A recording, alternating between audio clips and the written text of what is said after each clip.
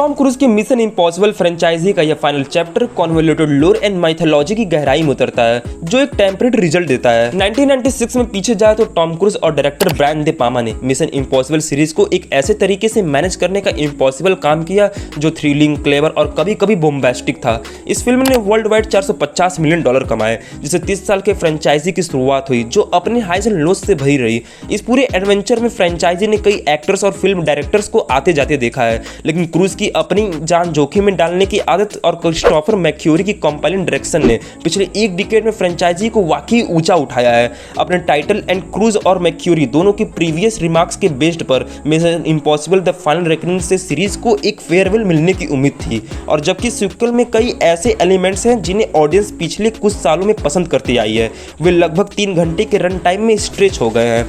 Kind of ऐसा लगता है कि वे भूल गए हैं कि फिल्मों ने फर्स्ट प्लेस पर इतनी भीड़ क्यों अट्रैक्ट की थी। मिशन इम्पॉसिबल डेड रेकनिंग के इवेंट्स के महीनों बाद द एंटिटी से जाने जाने वाली सेंटीमेंट एआई जो दुनिया को अपने कब्जे में लेने पर इंटेंट थी, उसे अभी तक डिस्ट्रॉय नहीं किया गया है, जबकि फैंटिस को एल्गोरिदम की वर्शिप करने और डिजास्टर तबाही का स्वागत करने के लिए इंस्पायर किया जा रहा है।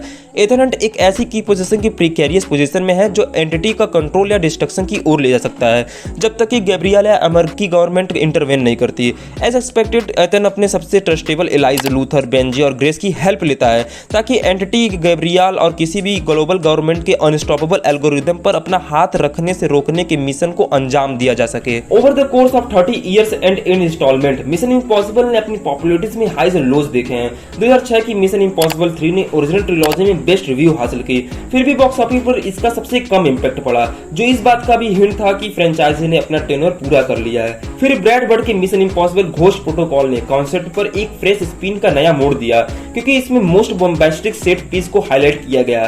केवल टीम को मैकेनिकल सेटबैक से स्ट्रगल करना पड़ा, जबकि मौत को चुनौती देने वाले और दुनिया को खत्म करने वाले नैरेटिव्स को एक साथ लाने के लिए प्लेइंगफुल बैंटर भी किया गया। फ्रेंचाइजी हाई क्रिटिकल रिएक्शंस और बॉक्स ऑफिस नंबर स्कोर करते हुए घोस्ट प्रोटोकॉल ने सीरीज के लिए एक नया स्टैंडर्ड सेट किया, जिसका फॉलो अप सभी बात के सीक्वल कर रहे हैं। टेक्निकली फाइनल रेकनिंग एक सक्सेसफुल मिशन इम्पॉसिबल फिल्म के लिए बेयर बेसिक्स बातों को डिलीवर्स करती है कि हमें एक ऐसी टीम मिलती है जो एक एब्सर्ड प्लान को पुल अप्स करने की कोशिश करती है, हमें एम्बिशियस सेट पीसेस मिलते हैं और हम क्रूज को personally breathtaking stunts delivers करते हुए विटनेस होते हैं। हालांकि एक्सपेक्टेशन के मिनिमम एब्सोल्यूट को पूरा करने के अलावा फिल्म प्रीवियस फिल्मों के कुछ लिस्ट इंगेजिंग एलिमेंट की ओर झुकता है।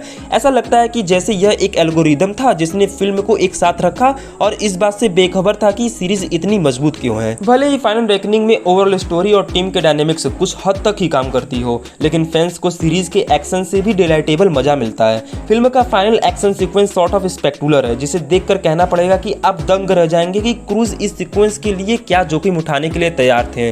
फिर भी यह सीक्वेंसेस नैरेटिव्स का एक ऑर्गेनिक एक्सटेंशन फील नहीं होता है, बल्कि यह दिखाने का एक अपॉर्चुनिटी था कि एक्टर इन फिल्म का यूज अपने पर्सनल थ्रिल सीकिंग, रोमांच खोज की इंक्लिनेशन के लिए करता है, जबकि प्रीवियस इंस्टॉलमेंट में उन इंस्टॉलमेंट के सिनेमैटिक अचीवमेंट्स को बढ़ाने के लिए लॉन्ग अंडर वाटर टेक या एरोप्लेन से जंप करने का बेनिफिट मिला है।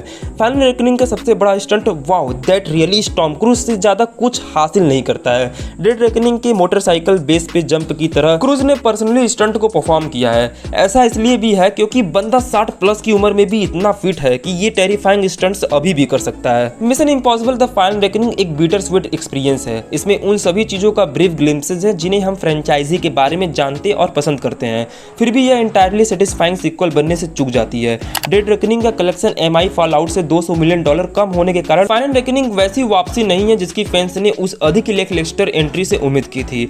स्टिल फिर भी इसमें delightful glimpses, engaging spy detectiveness, franchise callback और कैरिस्मेटिक कैरेक्टर्स हैं जो इसे मैसिव फेलियर बनने से रोकती हैं। हालांकि ऐसा लगता है कि सीरीज के लिए एक बार फिर से खुद को बनने का समय आ गया है। अपने एम्बिशन और risk taking well known franchise के लिए फाइनल रेकनिंग सरप्राइजिंगली सेफ है।